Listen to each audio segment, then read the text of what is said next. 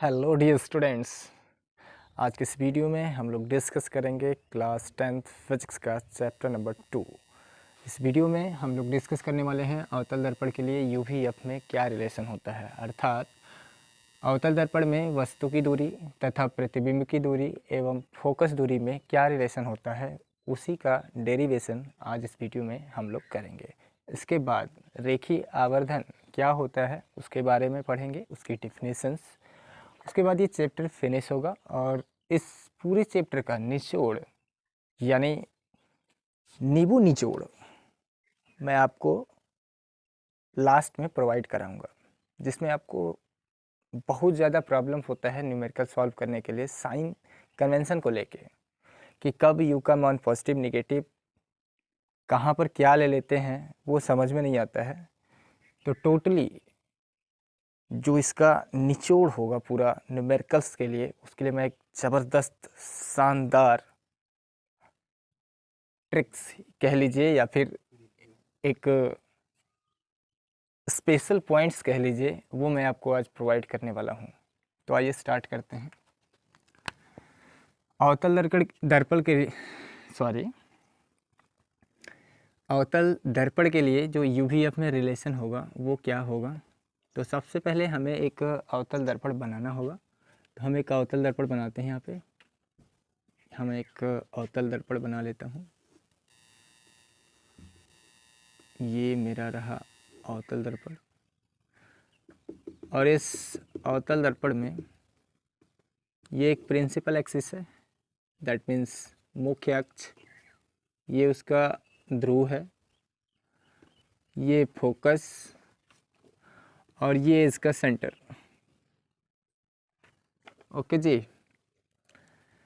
तो एज्यूम करिए लाइट को हमने यहाँ पे ऑब्जेक्ट को यहाँ पे रखा है, लाइट नहीं। यहाँ पे ऑब्जेक्ट है, मेरे पास वस्तु है ओ डैश। तो रे डायग्राम बनाने के मेरे पास 3 रास्ते थे, जैसा कि मैंने आपको पिछले वीडियोस में बता चुका हूँ कि यदि इस ऑब्जेक्ट से मैं रे लेके जाऊँ, मैं रेज को खींचूँ, लाइट को खींचूँ, किरण को खींचूँ, ठीक है। यदि ये जो प्रकाश किरण है, सबसे पहले हम इस मुख्य अक्ष के समांतर यहाँ से कोई लाइट लेके जाएं, तो आपको पता है कि यदि मुख्य अक्ष के समांतर कोई प्रकाश किरण जाती है तो दर्पण से परावर्तन के बाद वो कहाँ से लौट के आती। तो आपका जवाब होगा सर फोकस से। कहाँ से आती है? फोकस से। ये है फोकस एफ, यहाँ से रिटर्न होगी। ओके। उसके बाद यदि बात करें कि अगले केस में कहाँ से ऑब्जेक्ट को ले जा सकते हैं, तो इस बार मैं ऑब्जेक्ट को, ऑब्जेक्ट नहीं किरण बोला जाएगा, इस ऑब्जेक्ट ओ डैश से प्रकाश किरण को अब कहाँ से लेके जाएंगे, तो हम यहाँ से लेके जा रहे हैं, मतलब सी से लेके जा रहे हैं। ये क्या है? सेंटर ऑफ कर्वेचर, यानी इस मिरर का ये वक्रता केंद्र है। जैसे ही ये सी से जाएगा, आपको पता है कि ये मिरर पे जैसे ही पड़ेगा, यहाँ से टकराने के बाद ये पुनः लौट के चला जाएगा। ओके। अब इमेज कहाँ बना? तो मैंने बताया था 2 रिफ्लेक्टेड रेज, ये भी रिफ्लेक्टेड रेज है, ये भी रिफ्लेक्टेड रेज है, और दोनों की दोनों अभिसारी हैं, अपसारी नहीं है। ये दोनों की दोनों रिफ्लेक्टेड रेज एक दूसरे को जहाँ पे इंटरसेक्ट करती हैं वहीं पे इमेज फार्म होता है। यानी यहाँ बन गया आई डैश मेरा इमेज, आई डैश, ठीक है। ये हमारा एफ है फोकस, ये है फोकस। अब सुनिए, तो क्या करेंगे इसको प्रूव करने के लिए? फर्स्ट ऑफ ऑल हम यहाँ से एक लाइन ड्रा कर लेते हैं। अपर्चर है ये मिरर का द्वारक। हालांकि द्वारक हमने बताया था कि दोनों बाहरी पृष्ठों को मिलाएंगे तो वो अपर्चर होगा। फिलहाल के लिए इतने एरिया में लाइट ट्रेवल कर रही है हमारी, इसे हम मान लेते हैं के, ठीक है। तो सबसे पहले क्या किया जाएगा इसे प्रूव करने के लिए? आपको जो रिलेशंस चाहेंगे वो यू भी और एफ के टर्म में चाहेंगे। यू कहाँ है आपका? ऑब्जेक्ट डिस्टेंस कहाँ पे है, तो आपको पता है P से लेके O तक की जो दूरी है वो आपका ऑब्जेक्ट है, U है। V क्या है, P से लेके I तक की जो डिस्टेंस है वो आपका V है। और फोकल लेंथ क्या है, P से लेके कैपिटल F तक की जो दूरी है वो आपकी फोकस दूरी है। तो हम मान लेंगे कि मेरे पास एक वस्तु है O डैश जो मुख्य अक्ष पर स्थित है। यहाँ से चलने वाली प्रकाश किरणें दर्पण के परावर्तक पृष्ठ A पर पड़ती है, जहाँ से लौट के या परावर्तन के बाद ये F से होके जाती है। फिर हम प्रकाश किरण को C से लेके जाते हैं और दर्पण से परावर्तन के बाद ये C से लौट के ही चली जाती है। दोनों रिफ्लेक्टेड रेज यानी परावर्तित किरण एक दूसरे को I डैश पर प्रतिच्छेद करती है। उसके बाद मैं ये दोनों ट्रायंगल्स लूँगा और इन दोनों को सिमिलर करूँगा। सिमिलरली मैं इन दोनों ट्रायंगल्स को लूँगा और इन्हें भी सिमिलर्स करूँगा और उसके बाद डाटा को रखा जाएगा और आपका डेरिवेशन आसानी से आ जाएगा। तो चलिए स्टार्ट करते हैं, लिखते हैं। तो माना O डैश एक वस्तु है जहाँ से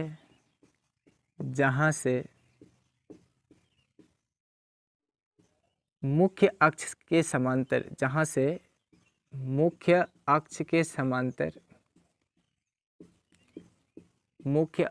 समांतर चलने वाली प्रकाश किरणें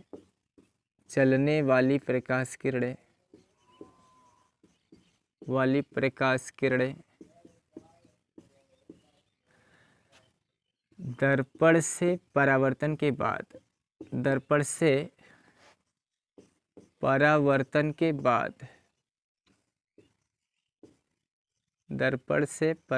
के बाद F से होके जाती है, यानी फोकस से होकर जाती है।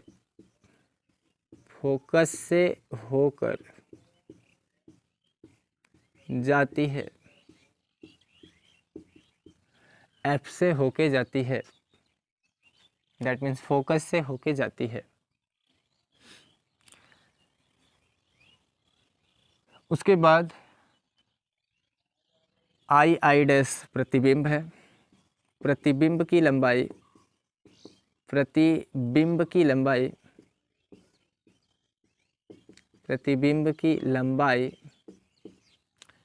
I डैश है।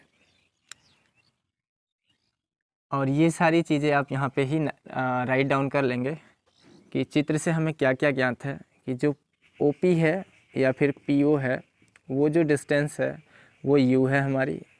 माइनस क्यों लिखा, क्योंकि ये बाईं तरफ है, इस वजह से हमने इसे नेगेटिव लिया है।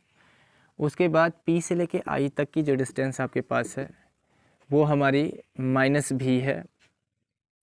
उसके बाद P से लेके F तक की जो वैल्यूज़ है मेरे पास, P से लेके F तक यानी जो PF है वो स्मॉल f है विथ निगेटिव साइन। क्यों निगेटिव, सारे वैल्यूज़ निगेटिव क्यों लिए जा रहे हैं, तो निगेटिव इसलिए ले रहे हैं, यहाँ पे जो चिन्ह हम ऋण में रख रहे हैं इसके पीछे क्या रीज़न यही है कि ये जब सर्कल को कंप्लीट सर्कल बनाया जाएगा तो इस सर्कल का सेंटर इधर ही आएगा। सर्कल का सेंटर इधर है तो फोकस इधर होगा। और यदि यहाँ से होके जाती हुई मैं एक लाइन ड्रा करूँ P से होके जाती हुई, तो ये मेरा बनेगा एक एक्सिस, एक्स एक्सिस, ये ओरिजिन हो जाएगा। ओरिजिन के ऊपर जो मेरा वाई एक्सिस होगा ये पॉजिटिव होगा, नीचे की तरफ निगेटिव होगा। और मूल बिंदु के राइट हैंड साइड में जो एक्स एक्सिस होगा वो उस पर जितनी भी डिस्टेंस होगी वो पॉजिटिव होगी, और इस ध्रुव के लेफ्ट हैंड साइड में जितनी भी डिस्टेंस होगी वो सब नेगेटिव होगी। तो यहाँ पे आप देख पा रहे हैं कि सारे के सारे डाटाज लेफ्ट हैंड साइड की ही तरफ हैं एक्स एक्सिस पर, इसी वजह से सारे वैल्यूज़ किस में लिए जा रहे हैं, नेगेटिव साइन के साथ। ठीक है, तो हम लिखेंगे ये ट्रायंगल्स और ये ट्रायंगल्स दोनों सिमिलर ट्रायंगल्स हैं। क्लास 9th में आप सिमिलरिटी पढ़े क्या, सॉरी क्लास 10th में आपने समरूपता ज़रूर पढ़ा होगा मैथ में। तो यदि सिमिलरिटी का आपको नॉलेज है, समरूपता का आपको ज्ञान है अच्छे से, छठा चैप्टर में है सिमिलरिटी क्लास 10th में, तो आप इसे आसानी से इजीली सॉल्व कर सकते हैं। देखो तो हम लिखेंगे, हम यहाँ से लिखेंगे समरूप त्रिभुज, समरूप त्रिभुज, समरूप त्रिभुज O dash C and I dash C. अच्छा, इस ट्रेंगल्स का नाम लिखते समय आपको केयर करना है, ठीक है। ऐसा नहीं कि ओ लिख दिया फिर सी ओ डैश लिख दिया, ओ सी ओ डैश, इसमें लिख दिया आई डैश सी, गलत हो जाएगा। क्योंकि आप मैथ में ये ज़रूर सीखे होंगे कि यदि ये दो ट्रेंगल्स सिमिलर हैं तो उनकी जो करस्पॉन्डिंग साइड्स आती है वो भी इक्वल्स होती हैं। ओ डैश के अपान में यहाँ आई डैश आएगा। यदि आपने गलत लिखा होता ओ डैश अपान आई डैश, यहाँ तो ठीक है, जितना इसका डिस्टेंस उतना इसका भी डिस्टेंस। ओ डैश सी के अपान में आना चाहिए सी आई डैश या आई डैश सी, ठीक है, तो ये भी ठीक है। फिर आना चाहिए सी ओ, फिर आना चाहिए सी ओ के अपान में सी आई, ठीक है जी, तो ये सही है। यदि आप ट्रायंगल का नाम जैसे गलत लिख देते, गलत कहने का मतलब आप ओ डैश सी और यहाँ पे जो ट्रायंगल सेलेक्ट करते, दूसरा जो ट्रायंगल सेलेक्ट करते, वो ट्रायंगल का नाम आप लिख देते, मान लीजिए सी आई डैश आई। तो इसे जब आप सिमिलरिटी करते तो सिमिलर होने के बाद शर्त होता है कि इनकी जो करस्पॉन्डिंग साइड्स होती हैं उनका रेशियो इक्वल आता है, ठीक है। तो O dash upon C I dash, अब यहाँ से देखो ओ dash upon C I dash, क्या ये भुजा इस भुजा के बराबर हो सकती है? जवाब है नहीं। इसका मतलब अपने ट्रायंगल का जो नाम लिखा है वो गलत लिख दिया है। तो यदि आप ट्रायंगल को जब भी लिखें, हमने यहाँ पर कैसे लिखा है, तो मैं इसे ओ डैश सी लिखा है, यानी हम कैसे चल रहे हैं, हम इधर से चल रहे हैं, यानी घड़ी के चलने के ठीक अपोजिट डायरेक्शन में इस ट्रायंगल में बात करें तब ओ डैश सी ट्रायंगल में यदि हम बात करें तो हम ओ डैश सी ट्रायंगल में एंटी क्लॉकवाइज डायरेक्शन में चल रहे हैं, ऐसे चल रहे हैं। और वहीं वैसे ही हमें कहाँ चलना पड़ेगा, इसी तरह से हमें इस वाले ट्रायंगल में भी चलना पड़ेगा, ठीक है। यानी यहाँ ओ से स्टार्टिंग किए हैं तो यहाँ भी हमें कैसे चलना पड़ेगा, आई से स्टार्ट करना पड़ेगा, यानी यहाँ से इस तरह से। समझ पा रहे हो, समझ पा रहे हो? अब ऐसे नहीं चलेंगे, इस तरह से, ऐसे गलत हो जाएगा। ये भी क्लॉकवाइज है, ये भी क्लॉकवाइज है, घड़ी के डायरेक्शन में चल रहे हैं, एंटी क्लॉकवाइज नहीं, ये क्लॉकवाइज है, घड़ी ऐसे ही चलती है हमारी। तो यहाँ भी हमें क्लॉकवाइज ही चलना पड़ेगा, यानी घड़ी के ही दिशा में चलना पड़ेगा, ठीक है। तो इसका केयर आप करिएगा जब भी ट्रायंगल्स को लिखिएगा, ये नहीं कि कुछ भी लिख दें, गलत हो जाएगा। देखो, तो समरूप त्रिभुज O dash C and I dash C में, and triangle I dash C में, ये ट्रायंगल है और लिख देते हैं, और त्रिभुज आई डैश सी में। तो देखो ध्यान से, अब आप कहोगे कि सर इन्हें डायरेक्टली आप प्रूफ मतलब मान लिए कि ये समरूप है, कैसे? तो समरूप करने की जो आप केसेस पढ़े होंगे, है ना, ट्रायंगल्स की, वो आपको अच्छे तरह से आते होंगे। ये मैं मान के चलता कि आप क्लास 10th में जो सिमिलरिटी वाला चैप्टर्स है ट्रायंगल्स का, वो आप अच्छे से पढ़े हैं। वैसे भी आप देखो, ये 90 डिग्री है तो ये भी 90 डिग्री है, ये शीर्षाभिमुख कोण से ये भी आपस में बराबर होगा, तो दो कोण बराबर हो गए हैं। उसके बाद आप देख पा रहे हैं, दो कोण यदि किसी ट्रायंगल के बराबर है तो तीसरा कोण भी ऑटोमेटिक का होता है, बराबर ही हो जाता है। तीसरा कोण भी का है, बराबर ही हो जाएगा। और तीसरा कोण यदि बराबर होगा तो बराबर कोण के सामने की साइड्स भी क्या होती हैं, बराबर ही होती हैं। तो इस तरह से ये सिमिलर हो जाएगा। तो फिलहाल के लिए हम क्या करते हैं, हम डायरेक्टली इसे मान लेते हैं कि ये सिमिलर है, तो हम इसका सिमिलरिटी क्राइटेरिया लगाते हैं। यदि दोनों ट्रायंगल्स सिमिलर हैं तो उस केस में इनकी करस्पॉन्डिंग साइड्स का रेशियो इक्वल आएगा। तो कैसे लिखोगे, O dash upon I dash is equal to O dash C. ये मेरे किसी यूज का नहीं है ना, जो मेरे यूज का नहीं होगा उस साइड को हम लोग नहीं काउंट करेंगे, जो मेरे यूज का होगा उसे काउंट किया जाएगा। तो ओ डैश सी और I dash C, that is nothing, ये कुछ नहीं है। ये कुछ नहीं का मतलब ये मेरे यूज का नहीं है, इसलिए इसे नहीं लेंगे। उसके बाद अगला जो इसमें आएगा सी ओ, है ना, सी ओ अपान सी आई, ठीक है। अब कहेंगे सी ओ सी आई काम का था, हाँ जी ये काम का था, सी ओ सी आई मेरे काम का है, ठीक है। इसे इक्वेशन नंबर क्या करते हैं, एक बना लेते हैं। वही काम इधर करते हैं, सिमिलरिटी एकदम, है ना, यही वाला।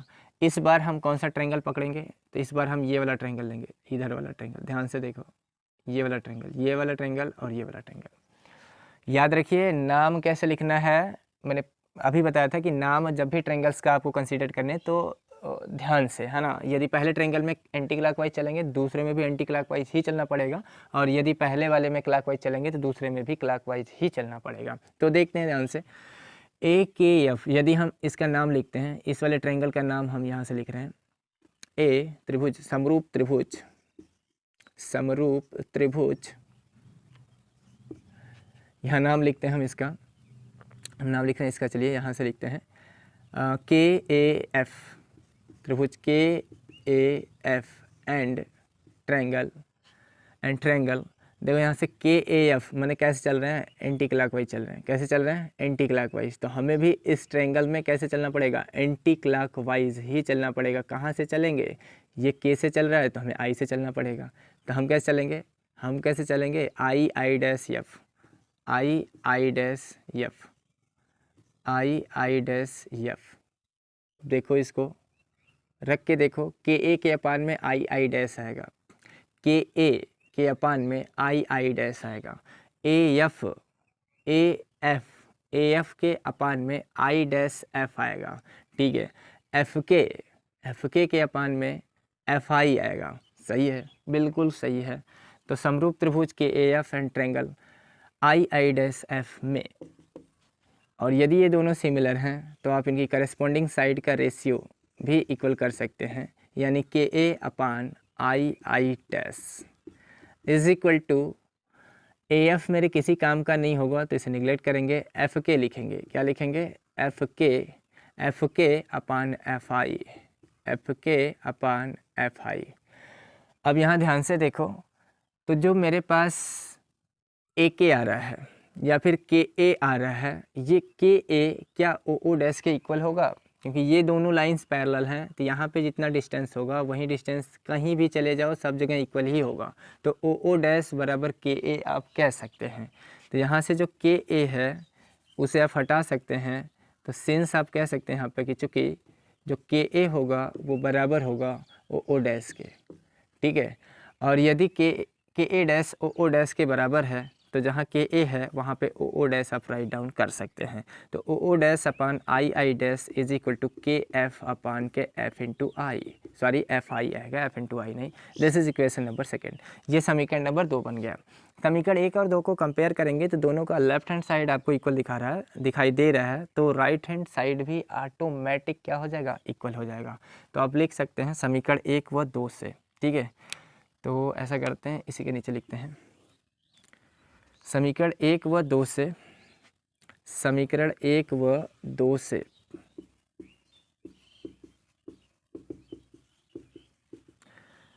सी ओ अपान सी I is equal to K F upon F I.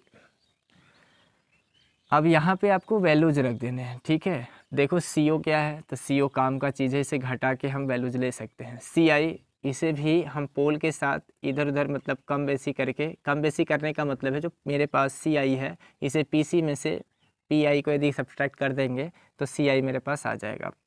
के एफ, व्हाट इज़ के एफ, के एफ ये क्या है, ये कुछ नहीं है ना। के एफ क्या है, के एफ कुछ नहीं है। यदि हम पी एफ में से यदि पी के घटाएंगे तो पी के कुछ है ही नहीं, है ना।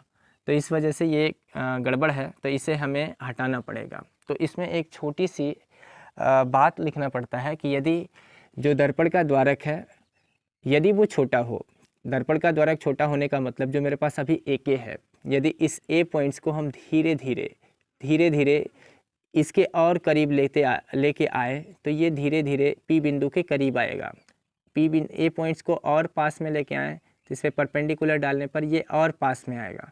तो ये केस ऐसी आ जाएगी कि जो ए बिंदु है यदि ये बहुत करीब आएगा, इस मिरर के पोल के बहुत पास में आ जाएगा, तो उस केसेस में ये घटना घटेगी कि जो मेरे पास एफ के है ये के पॉइंट्स धीरे धीरे इस पोल की तरफ जाएगा। तो जो मेरा के पॉइंट्स होगा वो पी के पास जाना शुरू हो जाएगा।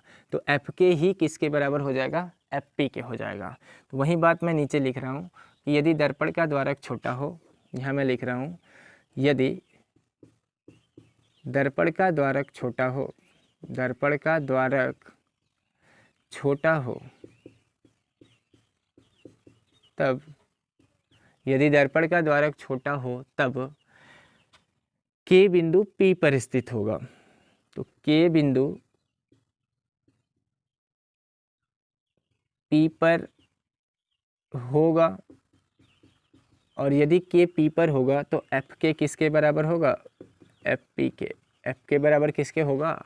FP के, क्योंकि ये K धीरे धीरे इधर चला जाएगा इस पोल के पास, और जैसे ही ये पोल के पास जाएगा आपका FK is equal to FP हो जाएगा। ऐसा तभी होगा जब अपर्चर काफ़ी स्मॉल हो, छोटा हो।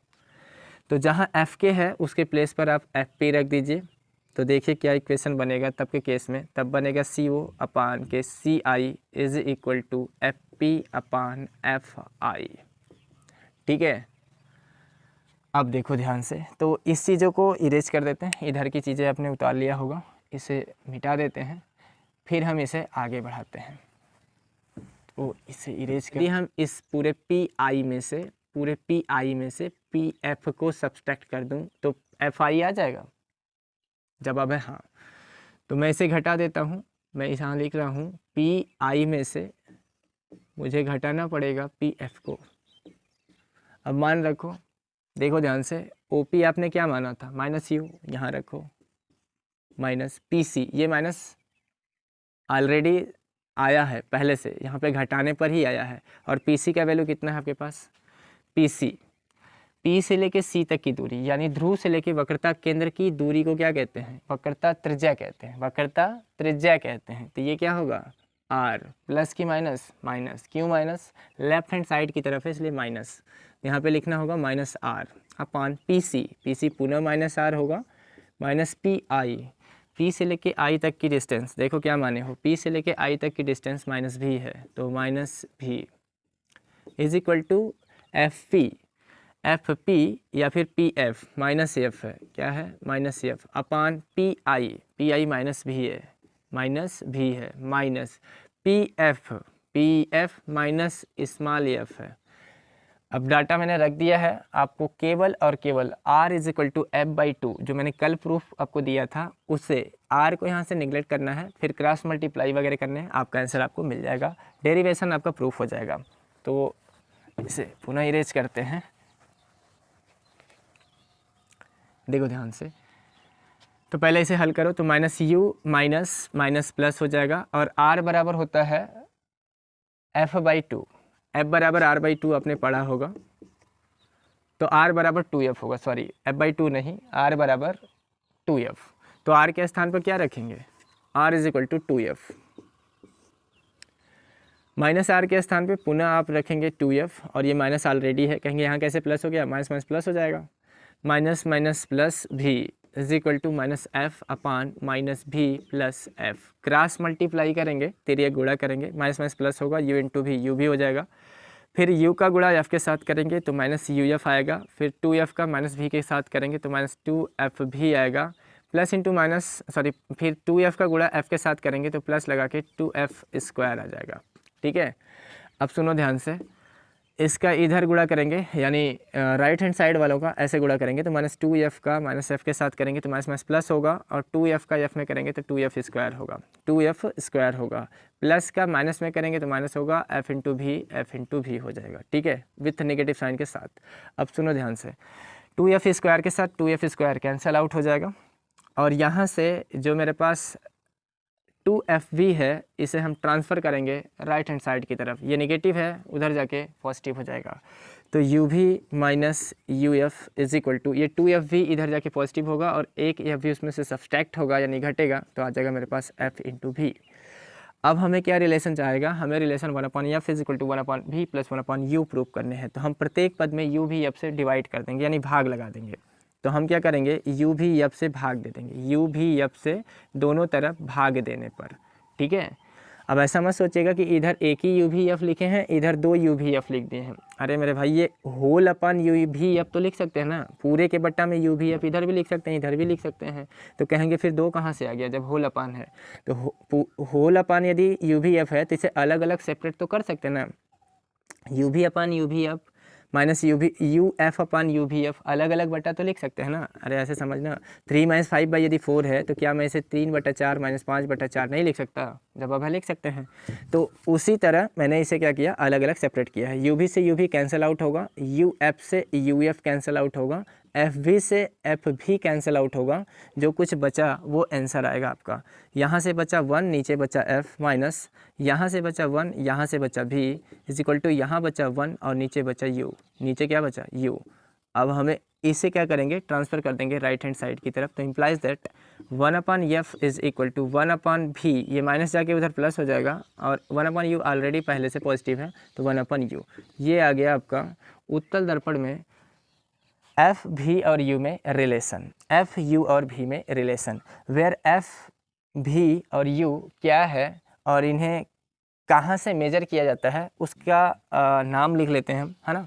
वेयर एफ यू भी क्या है, सिद्धि हो गई आपकी। ये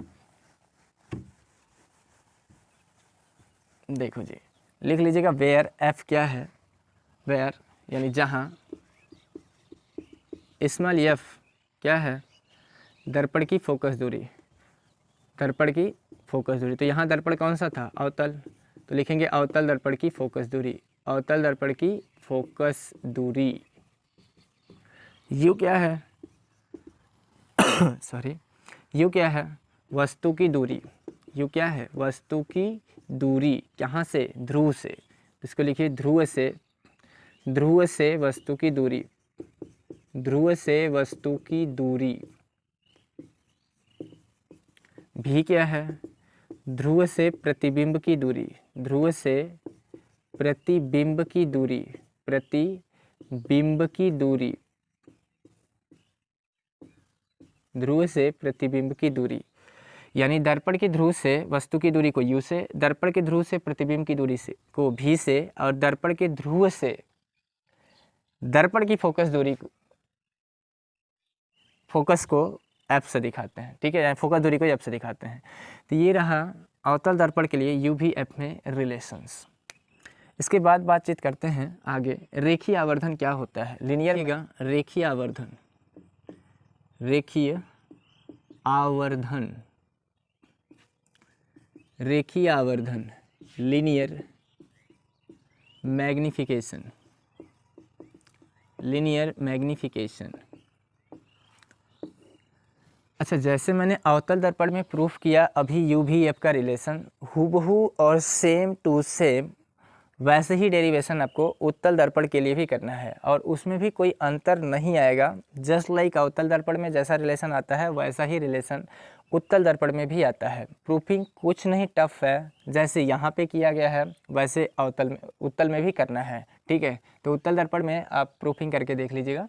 मैं आगे लिखवाता आपको हेडिंग, रेखीय आवर्धन क्या होता है, लीनियर मैग्निफिकेशन क्या होता है। और यदि आपको ज़रूरत पड़ेगी कि नहीं हमें प्रूफिंग अवतल दर्पण उत्तल दर्पण का भी करके दिखाइए, तो आप कमेंट में मेंशन करिएगा, मैं उसका भी वीडियो ज़रूर अपलोड करके आपको प्रोवाइड करा दूंगा। रेखीय आवर्धन क्या होता है, देखते हैं इसकी परिभाषा।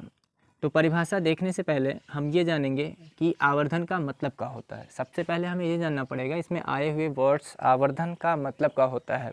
आवर्धन मीन्स होता है मैग्नीफाई करना। मैग्नीफाई का मतलब होता है किसी भी छोटे ऑब्जेक्ट को दर्पण की सहायता से उसे बड़ा करके देखना, छोटे ऑब्जेक्ट को बड़ा करके दिखाना, उसे फैला देना, आवर्धित कर देना, बड़ा कर देना ही क्या कहलाएगा, आवर्धन। रेखी लिखा गया है तो रेखी का मतलब यहाँ केवल और केवल है उसकी लेंथ को ही इंक्रीज किया जाएगा, लंबाई बढ़ाई जाएगी, उसके क्षेत्रफल और आयतन से यहाँ पे मतलब हमें नहीं होगा। हमें क्षेत्रफली आवर्धन नहीं पढ़ना है, हमें आयतनात्मक आवर्धन नहीं पढ़ना है, हमें केवल और केवल रेखीय आवर्धन की यहाँ पे बात करना है। अर्थात उस ऑब्जेक्ट का केवल और केवल लेंथ को ही हमें इंक्रीज करना है, लेंथ को बड़ा करके देखना है, ऑब्जेक्ट के लेंथ को, एरिया को नहीं, वॉल्यूम को नहीं, ठीक है। तो आई होप कि आप आवर्धन का मतलब समझ गए होंगे कि आवर्धन मतलब क्या है।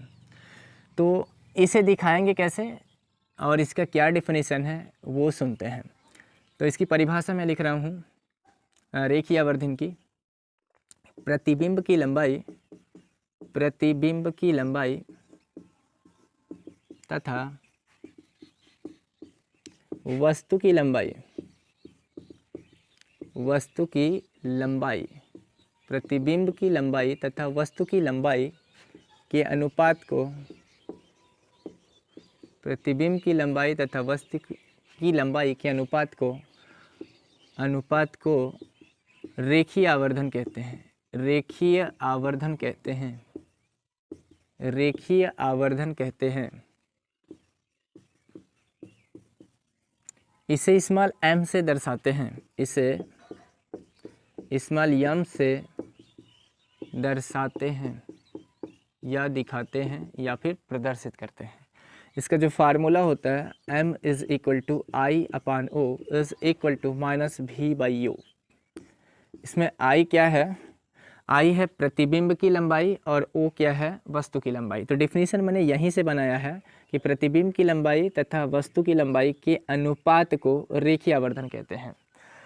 I is equal to O is equal to minus भी बाई यू होता है। इसका भी डेरिवेशन है कि ये कहाँ से आया है ना। यदि आपको ज़रूरत होगी कि आप यदि चाहेंगे कि इसका निगमन ये माइनस भी बाई यू कहाँ से आया है, तो मैं इसे भी आपको प्रूफ करके प्रोवाइड करा दूंगा। तो देखिए m is equal to I by O is equal to minus भी बाई यू, ये आपका सिंबल्स है, मतलब फार्मूला है, सिंबल नहीं, ये फार्मूला है। इसमें आई और ओ का नाम हमने बता दिया। अब इसका मात्रक कुछ होगा या नहीं, तो जाहिर सी बात है लंबाई, प्रतिबिंब भी एक तरह की, प्रतिबिंब की जो लंबाई है वो भी एक तरह से उसका जो यूनिट्स होगा लंबाई का वो मीटर, और ऑब्जेक्ट लेंथ वस्तु की जब लंबाई है उसका भी मात्रक मीटर ही होगा। मीटर से मीटर कैंसल आउट हो जाएगा तो इसका कोई मात्रक नहीं आएगा। तो कहीं कहीं किताबों में कैपिटल यक्स लिख देता है। कैपिटल यक्स लिखने का मतलब कि जैसे कहेगा कि किसी वस्तु का 5 गुना इमेज बन रहा है, तो 5x लिखने का मतलब 5 टाइम्स है, 5 टाइम्स है। वैसे यक्स जो ये यूनिट्स इस्तेमाल किया जाएगा ये इंटर लेवल में इस्तेमाल किया जाएगा। फ़िलहाल के लिए क्लास 10 तक इसका कोई भी यूनिट नहीं होगा। फिर कहेंगे कैसे जानेंगे क्वेश्चन सॉल्व करते समय कि ये m का वैल्यूज़ दिया है या फिर i या वो, कैसे जानेंगे? तो सवाल के पर्पज़ से m पकड़ने के लिए, m का पता करने के लिए कि ये m है, आपको ये शब्द ज़रूर देगा, गुना शब्द लिखेगा 5 गुना, 2.5 गुना, 3 गुना, 2 गुना। तो जहाँ भी गुना शब्द लिखेगा वो आपका m होगा।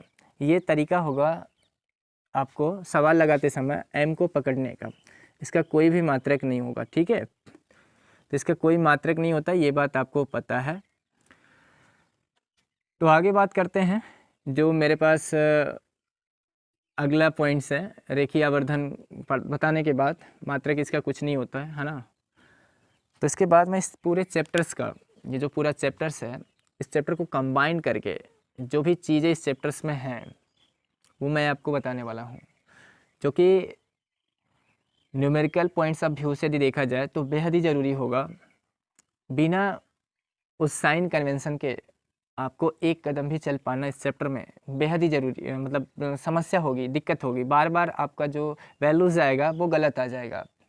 तो हेडिंग लगाते हैं, मोस्ट इम्पॉर्टेंट साइन कन्वेंशन, चिन्ह परिपाटी।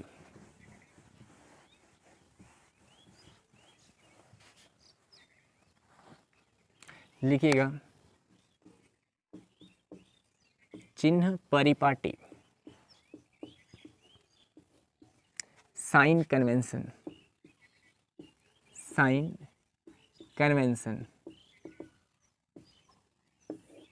क्या होता है चिन्ह परिपाटी? इसके लिए मैं एक सर्कल ड्रा कर रहा हूँ जिसमें मैं उत्तल और अवतल दोनों बना रहा हूँ, और उसकी सहायता से आप आसानी से चीज़ों में डिफरेंसेस खुद ब खुद बता सकते हैं। तो यहाँ पे मैं एक स्फेरिकल मिरर बनाता हूँ, मतलब एक गोली दर्पण लेता हूँ, जिस गोली दर्पण में यहाँ से लेके यहाँ तक की जो बात है इसको मैं इधर पेंट कर देता हूँ। और आपसे मैं पूछूंगा कि यदि कलई बाहर वाले पृष्ठ पर है, यदि कलई बाह्य पृष्ठ पर है, तो जो मिरर होगा उस मिरर का क्या नाम होगा? तो आपका जवाब होगा यदि सर कलई बाह्य पृष्ठ पर है तो यह अवतल होगा, और यदि कलई अंदर वाले पृष्ठ पर है यानी धंसे या दबे पृष्ठ पर है तो ये उत्तल होगा। तो मैं एक प्रिंसिपल एक्सिस ऐसे ड्रा करता हूँ। अब जाहिर सी बात है कि इस गोले और इस गोले का सेंटर तो एक ही जगह होगा, तो हम अपनी सुविधा या सहूलियत के लिए ये इसका फोकस कंसीडर करते हैं और इसे सेंटर मान लेते हैं, और इस उत्तल दर्पण का जो सेंटर है ये मान लेते हैं, और इसका फोकस यहाँ पे, और इसे पोल मान लेते हैं। तो चिन्ह परिपाटी को बेहद आसान से समझाने के लिए मैं आपको एक बात बताता हूँ कि आप यहाँ से पास आउट होती हुई एक लाइन ड्रा करिए एक्सिस को समझने के लिए, और ठीक उसी तरह यहाँ से पास आउट होने वाली इसके पोल से पास आउट होती हुई एक लाइन यहाँ पे ड्रा करिए।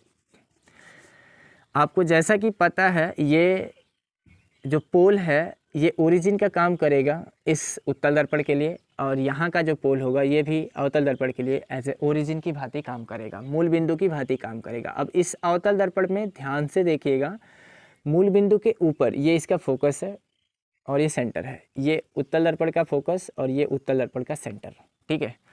मूल बिंदु के ऊपर इस अवतल दर्पण में मूल बिंदु के ऊपर y एक्सिस पर समस्त दूरियां क्या होंगी? पॉजिटिव, तो इधर का होगा पॉजिटिव। मूल बिंदु के दाहिनी तरफ पॉजिटिव x एक्सिस पर समस्त दूरियां निगेटिव नहीं, क्या होंगी? पॉजिटिव। पता है आपको ये धन एक्सिस है ना, ये धन है ना x एक्सिस का, तो x एक्सिस के दाहिनी तरफ समस्त दूरियां क्या होती हैं? पॉजिटिव। मूल बिंदु के लेफ्ट हैंड साइड में x एक्सिस पर समस्त दूरियां निगेटिव होती हैं, तो ये हो गया निगेटिव।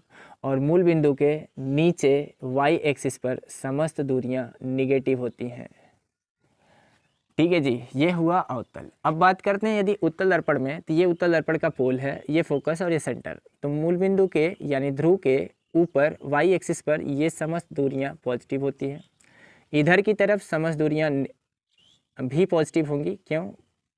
देखो ना ध्यान से, ये उत्तल दर्पण है और ये मूल बिंदु के दाहिनी तरफ x एक्सिस पर समस्त डिस्टेंस पॉजिटिव होता है कि नेगेटिव? जवाब होगा सर पॉजिटिव होता है, तो इधर की तरफ जो भी दूरी हम लेंगे वो प्लस आएगा।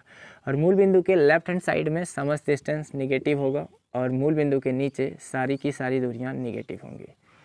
अब कहेंगे इससे आप कंक्लूजन क्या निकालेंगे, निष्कर्ष क्या निकालेंगे? तो मैं निष्कर्ष अभी निकाल रहा हूँ, देखो ध्यान से। तो एक तरफ आप अवतल बनाइएगा और एक तरफ उत्तल, एक तरफ आप अवतल दर्पण लिखिएगा और एक तरफ आप उत्तल दर्पण लिखिएगा। देखो जी, अंतर इनमें ज्ञात करते हैं, इनमें हम अंतर ज्ञात करते हैं, ध्यान से देखो। देखो पहली बात करेंगे कि समस्त दूरियों का जो मेज़रमेंट होगा वो कहाँ से करते हैं? तो सभी दूरियों का मेज़रमेंट हम ध्रुव से करते हैं। सभी दूरियों का मापन कहाँ से किया जाता है? ध्रुव से, पोल से, P से। तो सभी दूरियों का मापन, सभी दूरियों का मापन ध्रुव से किया जाता है या ध्रुव से करते हैं। ध्रुव मतलब P, ध्रुव से करते हैं। वही काम यहाँ भी लिखेंगे कि सभी दूरियों का मापन, सभी दूरियों का मापन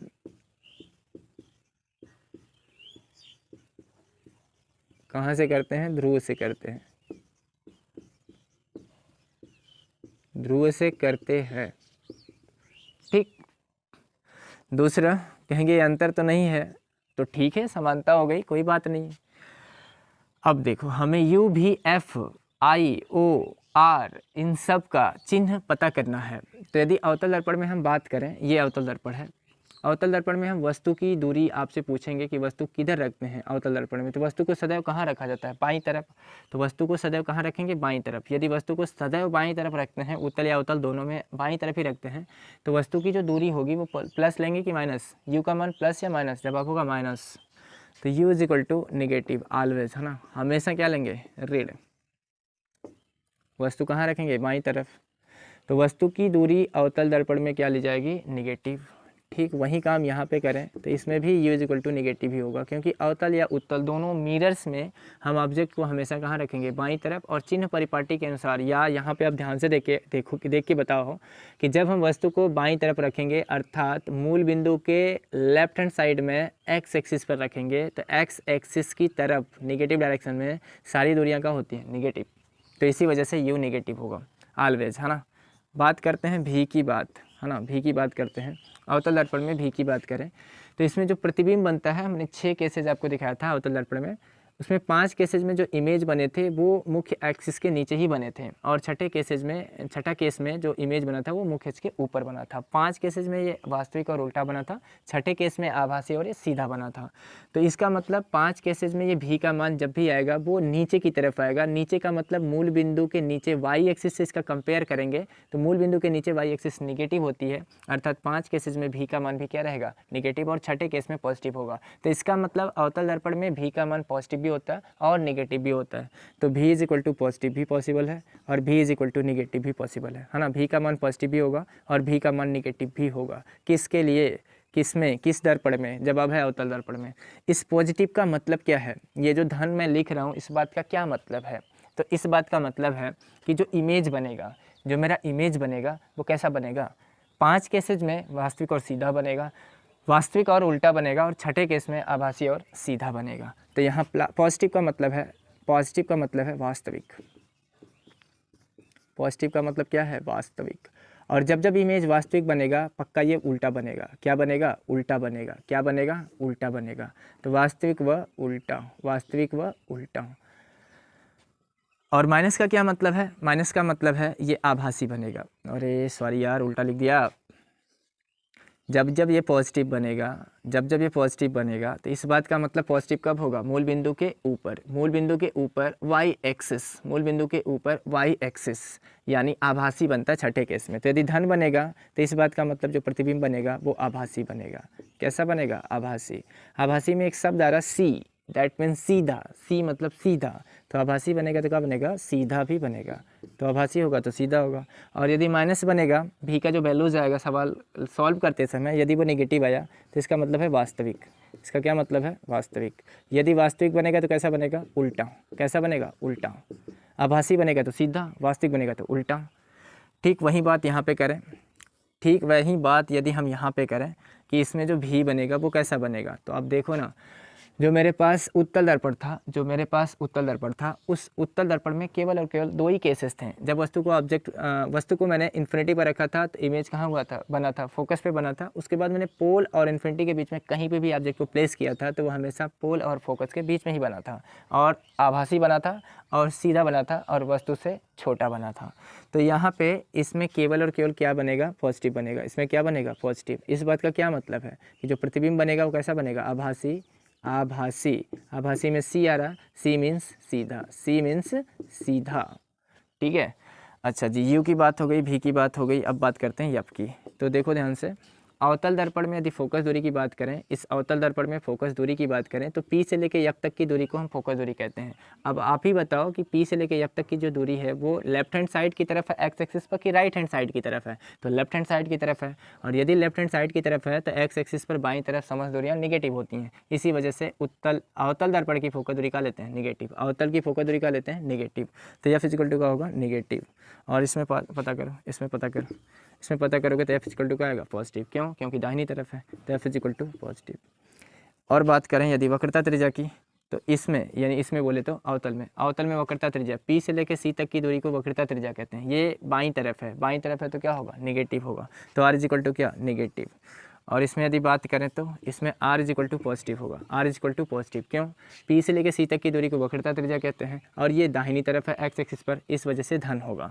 बात करें यदि छठे पॉइंट्स की बात करें, रेखीय आवर्धन यदि हम निकालें, है ना, रेखीय आवर्धन नियम की बात करें तो एम इज इक्वल टू 2 बातें आएगा। M is equal to positive भी होता है और M is equal to negative भी होता है। एम पॉजिटिव भी होता है और एम निगेटिव भी होता है। यदि सवाल में कह रहा है कि एम पॉजिटिव है, यदि सवाल में कह रहा है कि एम पॉजिटिव है, एम पॉजिटिव है, तो एम ध्यान से देखो, बताओ एम पॉजिटिव कब आएगा मेरे भाई, एम पॉजिटिव कब आएगा, क्योंकि मेरे पास सूत्र है M is equal to minus I by O is equal to minus भी बाई यू। हमें यम को धन लेके आना है। यम धन कब आ सकता है, जब भी का मान क्या हो, ये सूत्र ऑलरेडी माइनस होता है, सूत्र में ही ऑलरेडी माइनस होता है, ठीक है। और यू का मान ऑलवेज नेगेटिव होता है, ये आपको पता है, चाहे उत्तल हो या फिर अवतल। तो यदि यू का मान नेगेटिव हम ले लें, यदि यू का मान नेगेटिव ले लें तो यम पॉजिटिव आ जाएगा। सही बात है, सही बात है। तो देखो u पॉजिटिव ऑलवेज रहेगा और भी, इसका मतलब तब भी को नेगेटिव ही लेना पड़ेगा। तो भी नेगेटिव कितने केसेज में आता है अवतल दर्पण में, 5 केसेज में भी नेगेटिव आता है, छठे केस में प्लस आता है। तो यदि 5 केसेज में भी का मान पॉजिटिव है और u नेगेटिव है तो इसका मतलब यम पॉजिटिव आएगा। 5 केसेज में यम क्या आएगा? पॉजिटिव। 5 केसेज में यम पॉजिटिव आने वाला है। अवतल दर्पण की बात कर रहे हैं, क्योंकि अवतल दर्पण में यू जो भी होगा वो 5 केसेज में भी निगेटिव लिया जाएगा, और यू ऑलवेज निगेटिव। सॉरी, गलत बता दिया था। 5 केसेज में जो m का वैल्यू लिया जाएगा, मतलब अवतल दर्पण में 5 केसेज में जो m का वैल्यू जाएगा वो निगेटिव आएगा। क्यों? क्योंकि 5 केसेज में पहले से लेके 5वीं केस तक, है ना, पहली से लेके इन्फिनिटी से लेके फोकस तक की जो केसेज होंगी 5 केसेज, उसमें भी निगेटिव होगा, और यू ऑलवेज निगेटिव। निगेटिव से निगेटिव कैंसिल हो जाएगा, ये निगेटिव बच जाएगा, यानी m का मान 5 केसेज में अवतल दर्पण में निगेटिव आने वाला है। छठे केस में ये प्लस आएगा, क्योंकि छठे केस में भी पॉजिटिव होगा, यू ऑलवेज नेगेटिव, तो कैंसिल होकर छठे केस में केवल ये पॉजिटिव आएगा। तो यहाँ पे इस पॉजिटिव का मतलब क्या है? m इक्वल टू पॉजिटिव का वही मतलब है कि जो इमेज बन रहा है वो कैसा बन रहा है? वास्तविक, और कैसा बनेगा? आभासी बनेगा। कैसा बनेगा? आभासी। कैसा बनेगा? आभासी बनेगा। आभासी है तो क्या है? सीधा। जो बात भी की है वही बात यम की भी है। ठीक है जी। अब माइनस का मतलब क्या होगा? वास्तविक और उल्टा। वास्तविक व उल्टा। वास्तविक व उल्टा। इसमें बतिया ले भैया, इसमें बातचीत कर लो, इसमें छठा केस लिख लो। इसमें जो बात करेंगे यम की, तो इसमें एक ही केस होता है, m इक्वल टू पॉजिटिव होगा। क्यों? देखो, इस उत्तल दर्पण में जो 2 केसेज होते हैं उसमें इमेज तो हमेशा पोल और फोकस के, मतलब एक बार तो फोकस पे बनेगा, फिर पोल और फोकस के बीच में ही बनेगा।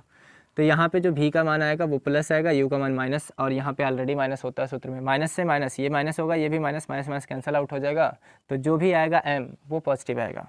इसका मतलब क्या है? आभासी।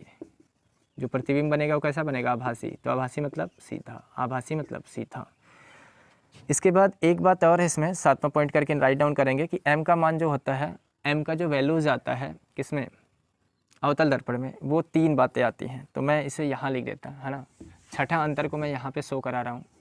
छठे अंतर को जगह ना होने से मैं यहाँ पे शो करा रहा हूँ आपको। ठीक है, यहाँ लिख देता अवतल और यहाँ उत्तल। छठा अंतर यहाँ पे है, छठा नहीं 7वां। m का वैल्यू इसमें 1 भी आता है, m ग्रेटर देन 1 भी आता है, और m लेस देन 1 भी आता है। अब m ग्रेटर देन 1 का मतलब क्या है? m ग्रेटर देन 1 का मतलब क्या है? यम क्या है? रेखीय आवर्धन है, उसका मान कह रहा है 1 आएगा अवतल दर्पण में। तो अवतल दर्पण में रेखीय आवर्धन का मान 1 कब आएगा? जब ऑब्जेक्ट को कहाँ रखेंगे? C पर रखेंगे, तो इमेज भी C पर बनता था, तो जितना बड़ा प्रतिबिंब की लंबाई उतना बड़ा ही वस्तु की लंबाई। अरे मेरे भाई, m equal to I by वो अभी तो बताया, प्रतिबिंब की लंबाई और वस्तु की लंबाई दोनों बराबर हो जाएंगी। कब? C पर। तो दोनों कट के कितना आएगा? 1। इस बात का मतलब जो प्रतिबिंब बनेगा वो वस्तु के बराबर होगा। तो m बराबर 1 का मतलब क्या है? वस्तु के बराबर। क्या चीज़ वस्तु के बराबर? प्रतिबिंब की लंबाई, है ना, प्रतिबिंब की लंबाई। तो वस्तु के बराबर, वस्तु के बराबर। m बराबर 1 का मतलब है वस्तु के बराबर। और m ग्रेटर देन 1 का क्या मतलब है? m ग्रेटर देन 1 इस बात का मतलब है वस्तु से बड़ा। क्या चीज़ वस्तु से बड़ा बनेगा? वस्तु से बड़ा। कौन सा चीज़ वस्तु से बड़ा बनेगा? जो प्रतिबिंब होगा वो वस्तु से बड़ा बनेगा। कब? कितने केसेस में? तो अवतल दर्पण में मेरे पास C के बाद जो भी इमेज बनना शुरू पड़ेगा, मतलब जब भी इमेज बनेगा 3 केसेज में C के आगे जाएंगे, C और F के बीच में तब भी बड़ा बनेगा, F पर रखेंगे तब भी बड़ा बनेगा, और यदि F और P के बीच में रखेंगे तब भी बड़ा बनेगा। और यदि m लेस देन 1 है तो इस बात का मतलब है वस्तु से छोटा। क्या चीज़ वस्तु से छोटा? प्रतिबिंब वस्तु से छोटा।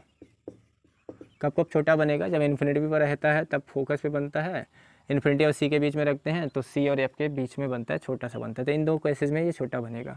और इसमें एक ही बात होती है, इसमें m ऑलवेज लेस देन 1 होता है। तो वो आपसे पूछेगा 1 नंबर के क्वेश्चन में कि ऐसा कौन सा दर्पण होता है जिसमें रेखीय आवर्धन का मान सदैव 1 से कम होता है। तो वो सदैव 1 से कम की बात करेगा तो कौन सा मिरर होगा? उत्तल। कौन सा? उत्तल। तो m 1 लेस देन 1 का मतलब वस्तु से छोटा, वस्तु से छोटा।